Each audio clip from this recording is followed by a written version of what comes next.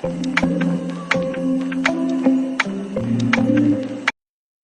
everybody, it's Marcy and Chunk here again.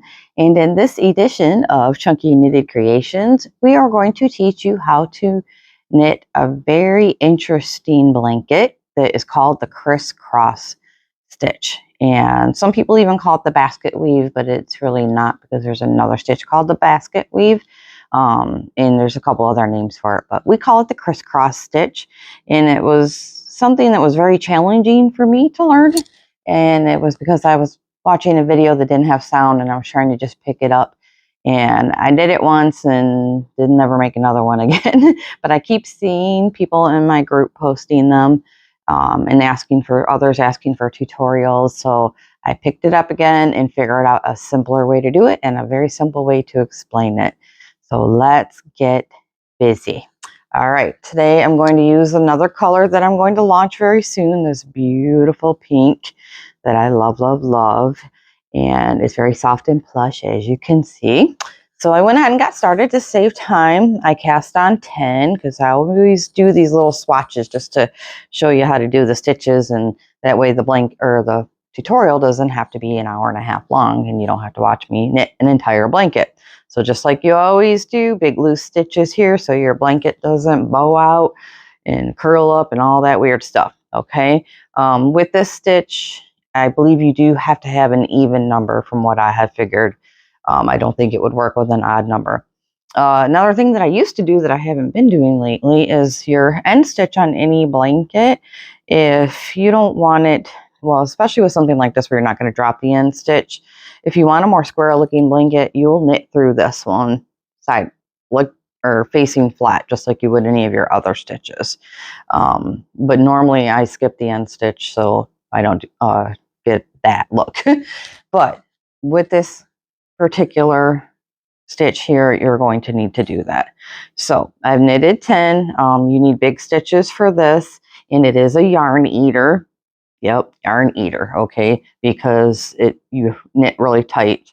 Well, you pull it tight, so it's not going to get as big as another one that you did with the same amount of stitches. So plan on a little more yarn and a little more cast on to get to your normal length. You want 2.5 to 3 finger width stitches here, okay, maybe even a little bigger than what I did here. So again, it's called the crisscross stitch. And instead of doing that, oh, this one over and under knit stitch 9 first from behind and 10 across, that confuses me, and I like to do very basic beginner tutorials.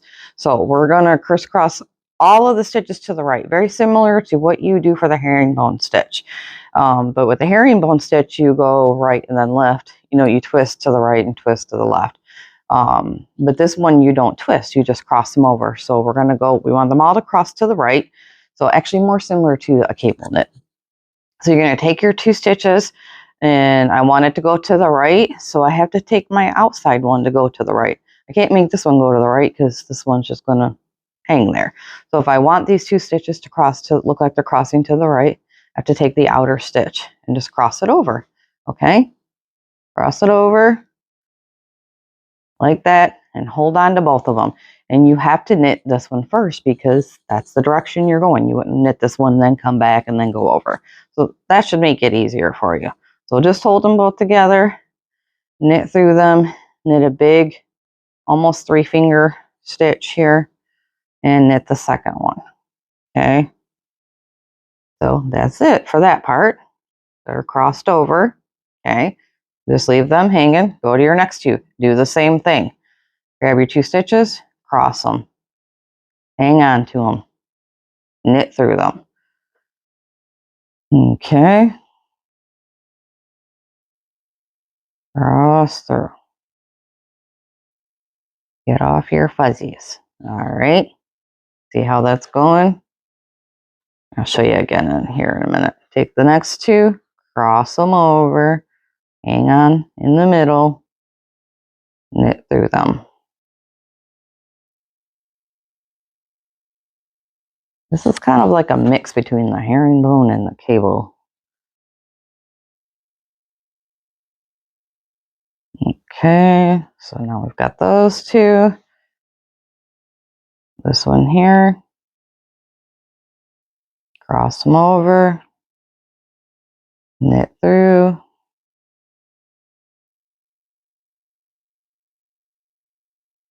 There we go. Make sure that they're big enough, okay? 3. Flatten this out as you go. You're going to take these 2 here, cross them over. And when you start to your last stitch, when you cast on, let it be a little bit bigger than your other stitches because it's got to reach up and over as you see here. All right. Knit through. Got my yarn all tangled there, but we'll get it. All right. Knit through this one, knit through that one. Okay. Get the fuzzy out. All right. It's hard to get them to lay flat at first, especially with this very thick plush yarn. All right.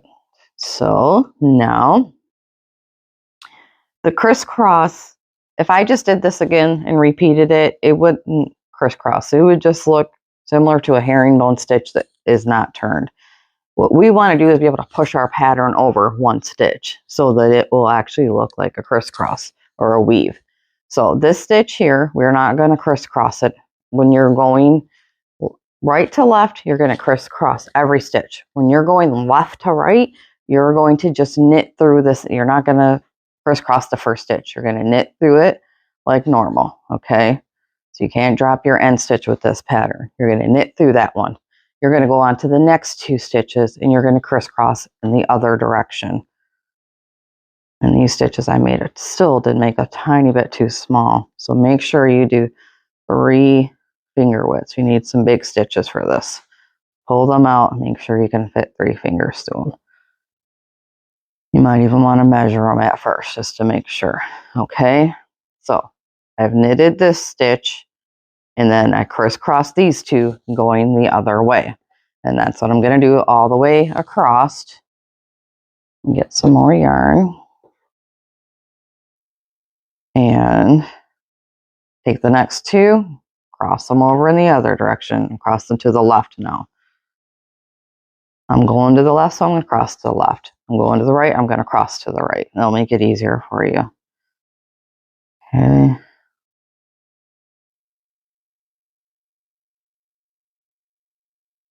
Pull through, make sure they're big.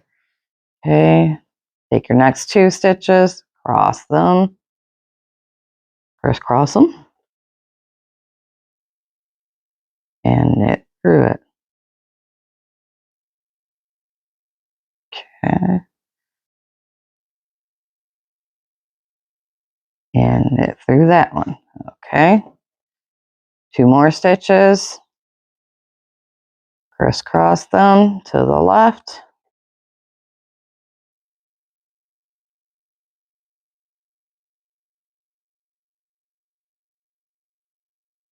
Okay, now we only have 1 stitch left, okay, because we knitted this one. So even though we had an even amount, we knitted the first one, and you want that, okay? So we're going to do the same thing with this one. So with this row, we're just knitting through the end stitches. We are not crisscrossing them, okay? So you're going to keep repeating the same pattern. What you did with your first row, you're going to do with your third row. What you did with your second, you're going to do with your fourth. But I'm going to knit some more. So now when I'm coming back right to left, I'm going to crisscross to the right and I'm going to crisscross every stitch. Okay, I'm going to take both of these now and make your end stitches, the ones where you're knitting through your end stitch and not crisscrossing, make them a little big so that they can go over this one. Okay, so I'm going to crisscross them to the right. I will be crisscrossing every stitch, every set of stitches in this row. And this looks very good with a border on it. It's a little hard to do because you don't have that braided border, but I did a blue one with a border and everybody loved it. Next 2 stitches, crisscross them to the right. If you can't figure out which way to crisscross them or which one goes over, just try it both ways and you'll see. You couldn't possibly grab the other stitch first and try to cross them. It just wouldn't work without twisting them. All right. So I got my next 2 stitches and I know I need to go to the right. So I have to take this one and go to the right, because if I take this one, what am I going to do with that, right?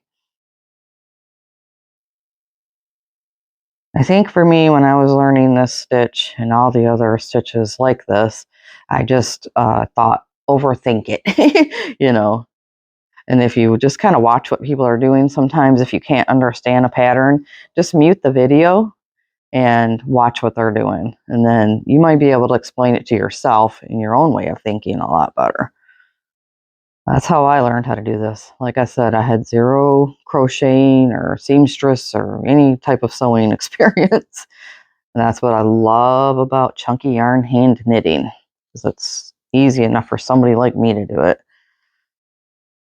Okay, I've got my last 2 stitches, and I crisscross them to the right. Okay. So I crisscrossed this entire row. So I know with my next row, I need to knit through this one, all right? Do the first one so I can push the pattern over, see? And you might want to write it down too, and I can put it in the comments. All right, I'm going to the left, so I'm gonna crisscross to the left. I knitted my first stitch when I'm going to the left, and then I crisscross the rest of them until I get to the last one and there's not enough stitches to crisscross. When you're going to the left is when you do something different. When you're going to the right, you just crisscross all your stitches to the right. And make sure that you pull the correct one over when you're doing this, because it looks like I can pull it that way actually, because I'm off 1 stitch. So make sure you want them to the right and you get this one from behind it, okay?